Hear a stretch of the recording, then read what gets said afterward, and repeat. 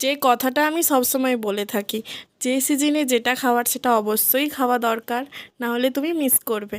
আর এই তালের তৈরি জিনিস আমার তো খুবই পছন্দের।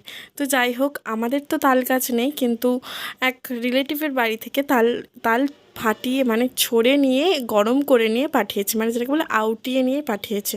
তো যাই হোক, গরম তালের মধ্যে সবার প্রথমে একটু ময়দা দিয়েছি, তারপর দিয়েছি সুজি। তো যেহেতু সুজি এই 5 মিনিট আগে ভিজিয়ে নিয়ে তারপর তালের সাথে দিতে হয়, তো যেহেতু যেটা করা হয় না, তো তাই জন্য কী করেছি, সুজিকে মিক্সির কৌটোর মধ্যে দিয়ে ঘুরিয়ে নিয়েছি, একদম গুঁড়ো গুঁড়ো হয়েছে, তারপর ওর মধ্যে দিয়েছি। আর চিনিকেও একদম গুঁড়ো করেই ওর মধ্যে দিয়েছি, তারপর ভালো করে মাখিয়ে নিয়েছি, মানে দাবতে হবে আর কি ভালো করে। তো যাই হোক, ভালো করে দেবে নেওয়ার পর কড়াইতে তেল গরম হয়ে এলে দেখো একদম বড়ার মানে গুলগুলির মতো ছেড়ে নিয়েছি। ভেজে নিলেই একদম তৈরি গরম গরম তালের গুলগুলি। আর খেতে বেশ